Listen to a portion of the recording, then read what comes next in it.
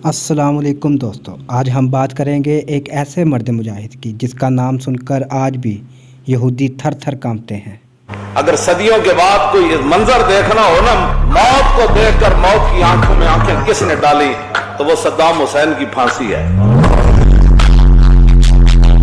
Saddam Hussein, Saddam Hussein, Saddam Hussein, Saddam Hussein, Saddam Hussein, Saddam Hussein. danger, continuing danger, hour of danger, very, very dangerous world. Iraq کی تاریخ میں واحد ایسا صدر گزرا ہے، صدام حسین، جس نے امریکہ، اسرائیل، فرانس اور انگلینڈ تک کی نیندیں حرام کی ہیں۔ اسی لیے اسرائیل کے وزیر اعظم نے کہا تھا کہ صدام حسین ایک ایسا شخص ہے جسے نہ کسی اور کی تباہی کا اور نہ ہی اپنی تباہی کا کوئی خوف ہے۔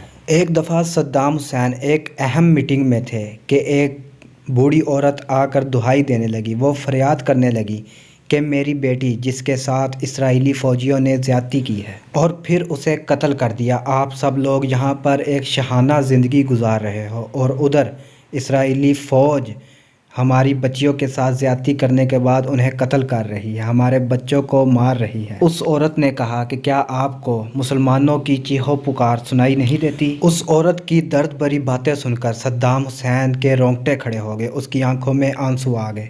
اس نے اسی پریس کانفرنس میں کہا کہ کل کا سورج انشاءاللہ اسرائیل نہیں دیکھ پائے گا، کل کا دن اسرائیل کے لیے تباہی کا دن ہوگا۔ صدام حسین نے کہا کہ میں وعدہ کرتا ہوں کہ میں اسرائیل کو جلا کر رکھ دوں گا۔ صدام حسین نے اگلے 2 گھنٹوں میں اپنے آرمی چیف کو حاضر ہونے کا حکم دے دیا اور جب وہ آیا تو اسے کہا کہ اسرائیل پر حملے کی تیاری کرو۔ صدام حسین کے حکم پر اسرائیل کے دارالحکومت پر 40 سے زیادہ میزائل داغے گئے، ہزاروں لاکھوں یہودی جہنم واصل ہو گئے، بڑی بڑی بلڈنگیں ملبے کا ڈھیر بن گئی۔ میزائل پر میزائل اگلے دن بھی اسرائیل پر داغے جاتے رہے۔ پھر سے ایک دفعہ امریکہ بہادر جنگ کے بیچ میں کودا اور ان دونوں کو ٹیبل پر بٹھایا اور مذاکرات کروائے، جو کہ مذاکرات کامیاب رہے اور جنگ بندی ہو گئی۔ لیکن اس واقعے کے بعد امریکہ اور اسرائیل دونوں کو ہی سمجھ آ گئی تھی کہ صدام حسین اسرائیل کے لیے موت کا فرشتہ ہے، لہٰذا اسرائیل اور امریکہ دونوں ملکوں نے مل کر عراق اور صدام حسین کے خلاف ایک سازش رچی۔ انہوں نے کہا کہ صدام حسین نے جوہری ہتھیار رکھے ہوئے ہیں۔ اس الزام کے بعد امریکہ اور اسرائیل نے اپنی فوجیں عراق میں اتار دیں اور ایسا حملہ کیا کہ عراق کو پوری طرح سے تباہ کر دیا۔ امریکہ نے عراق پر الزام لگایا کہ عراق کے پاس ایسے جوہری ہتھیار موجود ہیں جن کے ذریعے وہ کسی بھی وقت دنیا کے کسی بھی ملک کو نشانہ بنا کر تباہ کر سکتا ہے۔ اس جنگی معرکے میں امریکہ نے صدام حسین کو قید کر لیا اور اپنے ہی جج کے ذریعے اسے پھانسی کی سزا بھی سنا دی گئی۔ جج جب صدام حسین کو پھانسی کی سزا سنانے لگا